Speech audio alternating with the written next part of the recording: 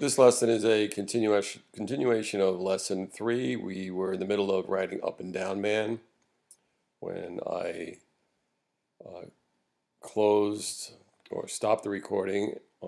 Thought I could pause it, but in QuickTime Player you cannot resume recording. So I'm just going to do Up and Down Man. At this point we'll finish it up. Hopefully this will just be a short, quick lesson. We were in the middle of writing Up and Down Man, and what we said was that we took the back and forth man, let me open that, and we copy this code and we modify it for where it's dealing with x's, we'll modify it to dealing with y's, and where it's dealing with width, we'll modify it to dealing with height. So I'm going to copy that, close this, and I'm going to paste this code in the act method for our Up and Down Man. So let me paste that here. And I want to change getX to getY. And I want to change getWorld.getWidth to getWorld.getHeight.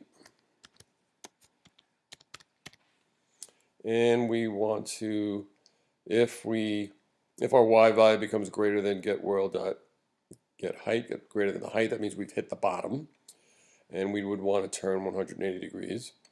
And on the other hand, if we get our Y value,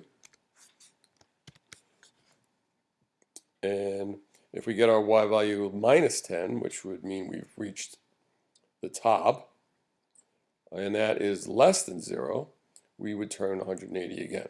The problem is when we begin, every object we place, every actor we place in the world is always facing to the right or east, and one time we need to just turn it 90 so it's facing up or down. So I'm going to do, I want to do turn 90 degrees, and if we do that we'll see there's a problem. Let me run this, I'll compile it, and hopefully we're good. And then we'll run this, and you'll see when we run this that this doesn't work the way we want it. So let's open the editor, close this guy, close that guy. Here we go. So we get a new,